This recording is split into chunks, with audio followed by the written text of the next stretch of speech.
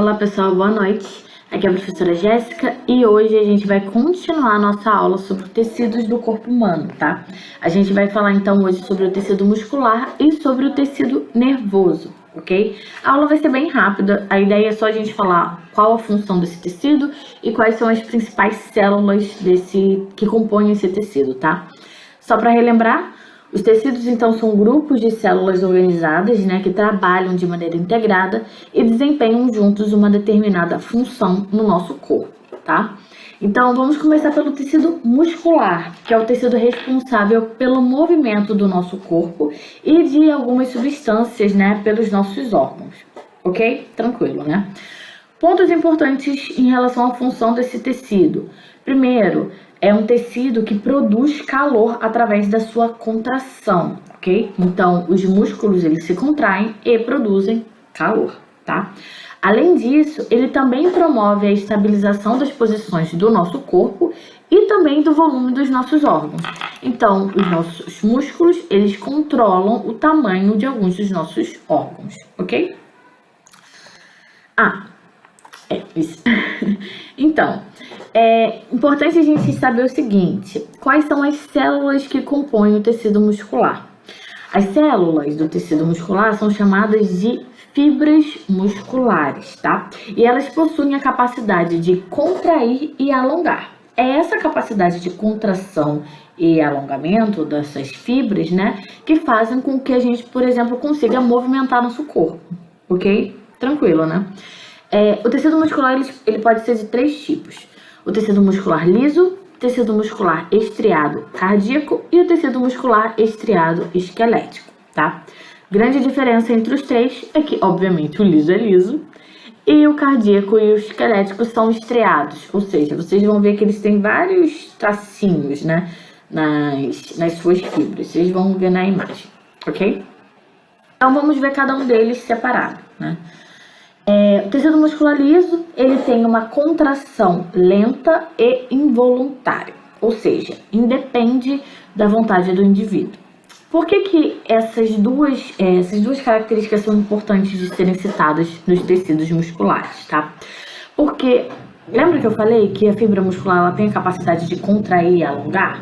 Pois então, no caso do tecido muscular liso, essa contração ela é lenta, ok? E independe da vontade da gente. Então, geralmente, a musculatura dos nossos órgãos internos, o movimento, né, que acontece em alguns dos nossos órgãos, são feitos, né, graças ao tecido muscular liso, tá? Então, independe da gente e é uma contração lenta, ok? Só para manter aquele órgão ali, né, funcionando, fazendo com que ele transporte, por exemplo, algum tipo de substância, enfim, tá?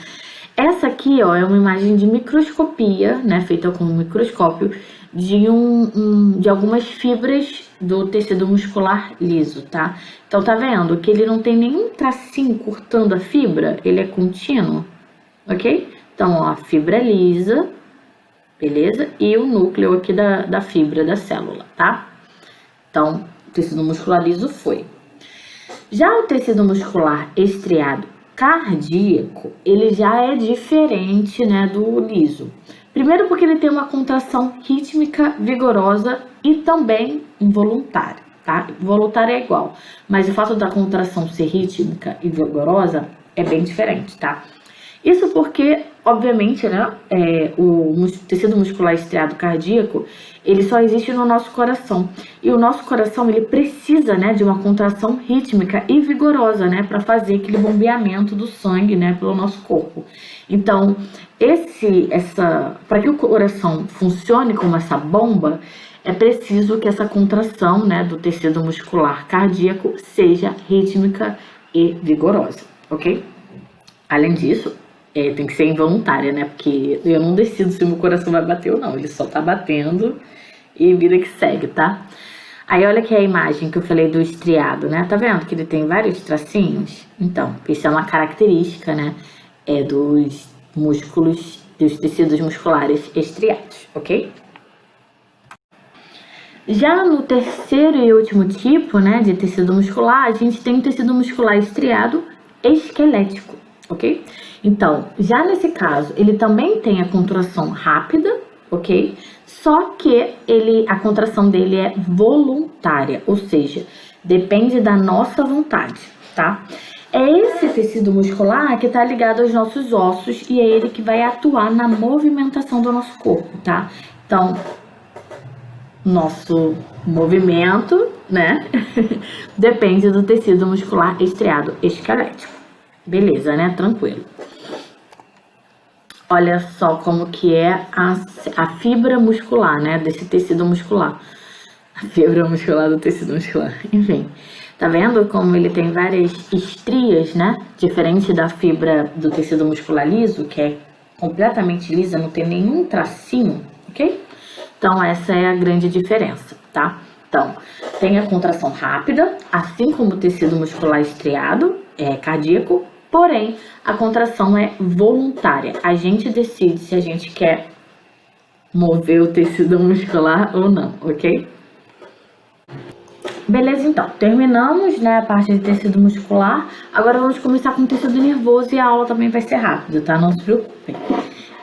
O que é o tecido nervoso? No final das contas, é um tecido que é extremamente especializado e ele é muito importante porque é ele que vai fazer a troca de informações pelo nosso corpo, ok? Ponto importante, né? O tecido nervoso, ele possui dois tipos de células principais, tá? Na verdade, vocês vão entender, calma, tá, vamos lá. Primeiro de tudo, neurônio, tá? Opa, foi. O neurônio é a principal célula do tecido nervoso, tá?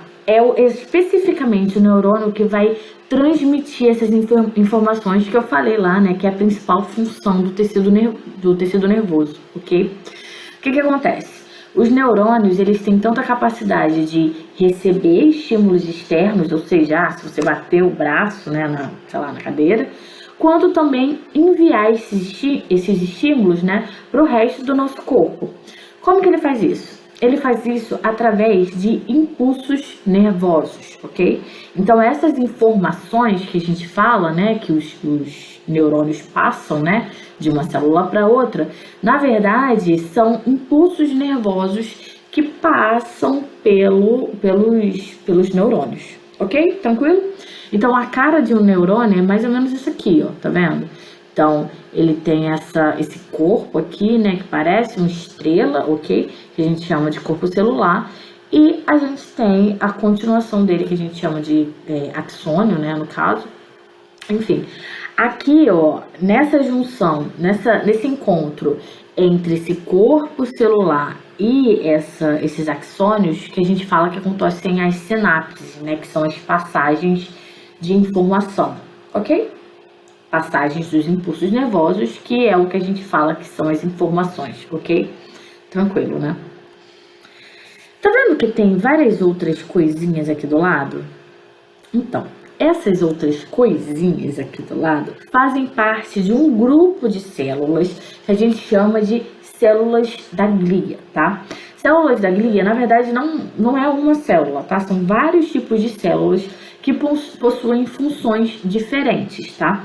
Todas essas funções têm alguma relação com os neurônios, tá? Por isso que a gente fala que as células da glia são células acessórias ao neurônio, beleza? Ok. Então, algumas das funções das células da glia, né? Podem ser de sustentar e nutrir os neurônios, limpar o tecido nervoso, formar a bainha de mielina dos neurônios, né? Então, tá vendo que aqui em volta desse axônio, tá vendo? O axônio é como se fosse essa linhazinha, né? Que faz parte do neurônio. Em volta dele, ó, tem esse negocinho amarelo, tá vendo? Isso aqui é o que a gente fala que é a bainha de mielina. O que é isso? O que é essa bainha de mielina, tá? Lembra que eu falei que a informação passa pelo neurônio como se fosse impulsos elétricos, né? Então, pensa o seguinte, se você tem um fio desencapado, você tem um fio de algum eletrônico aí na sua casa, de algum eletrodoméstico, e ele tá desencapado. Se você bota a mão nesse fio, o que vai acontecer? Você vai levar um choque, não é isso? Pois então, por que isso? Porque o fio, ele faz o isolamento elétrico daquela corrente elétrica que tá ali naquele fio, né? O fio traz... Vocês entenderam? Então, olha só. O fio, ele tem aquela capa, né, de plástico por fora, né, borracha, que faz o isolamento elétrico para que aquela corrente que tá passando ali no fio não se afete, né? Para que você não leve um choque. Não é isso que acontece, né, com o fio comum? Pois então... No neurônio, também está passando corrente elétrica, também está tendo impulso elétrico ali, impulso nervoso, ok? Então, precisa ter alguma coisa que envolva esse neurônio para impedir com que você tenha, vamos imaginar assim, para que esses impulsos elétricos não se percam. Vamos pensar assim? Para tentar ser um pouquinho mais fácil. Se vocês não tiverem entendido, também me avisa, tá? A bainha, então, funciona como esse isolamento elétrico, ok?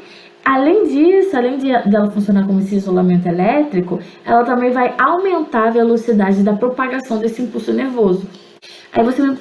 antes, né, vamos dar uma olhadinha, né, nessas células da glia. Então, a gente tem aqui o neurônio, né? E aí você tem lá alguns tipos. Então, tem o oligodendrócito aqui, ó, microglia... astrócito, não tem as células do chão aqui, mas também são exemplos, né, de células que produzem a bainha de mielina, enfim, várias células dentro desse grupo de células da glia, tá? E para terminar, eu trouxe uma doença, na verdade, é uma doença degenerativa que ocorre, né, devido à deterioração gradual da bainha de mielina, ok? Então, numa pessoa saudável, ó, você tem o neurônio, tem lá o axônio, né, que é esse cabinho, vamos dizer assim, do neurônio, e tem a bainha de mielina fazendo esse isolamento elétrico no neurônio, tá? Numa pessoa que tenha esse neurônio, os neurônios afetados, né, por exemplo, pela esclerose múltipla, essa bainha de mielina, ela é danificada, tá vendo? Então, a fibra, ela fica exposta, ok? O que isso pode causar, né? Várias coisas. Então, pode causar tremor, dificuldade para andar, enxergar, dificuldade para falar, e até paralisia, né? Você geralmente fica com uma perda progressiva da coordenação nervosa, ok? Um exemplo, né, de pessoa que teve esclerose múltipla é a Cláudia Rodrigues, que é essa atriz aqui, que ela era muito conhecida. Eu lembro que eu assistia ela, passei minha infância toda assistindo ela no Zorra Total.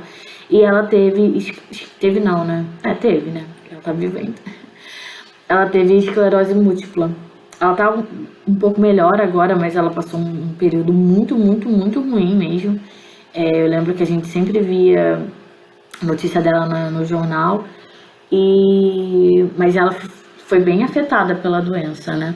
É uma doença que, mesmo com o avanço dos tratamentos, né, 50% dos pacientes vão precisar de ajuda para ficar em pé depois de 15 anos do primeiro sintoma, ou seja, de fato é degenerativo, né? Então, ao longo do tempo, você vai tendo a degeneração, né, da sua bainha de mielina e, por consequência, da sua coordenação nervosa. Enfim, uma doença triste, né? Bem triste. Mas é isso. Então, por hoje é isso. Qualquer dúvida me avisem, tá? E até a próxima aula. Tchau.